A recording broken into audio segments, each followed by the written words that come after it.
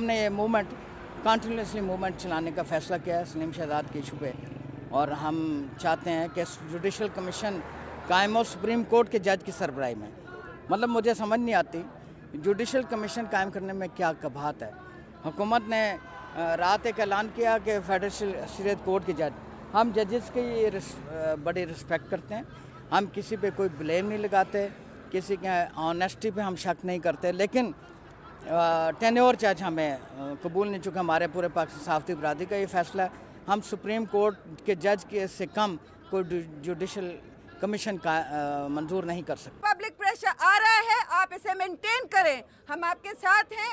हर commission बनेगा और हर commission बनना चाहिए। जीना होगा मरना होगा, धरना होगा धरना होगा, जीना होगा मरना होगा, धरना होगा धरना होगा, हक की खातिर लड़ना होगा, धरना होगा धरना होगा।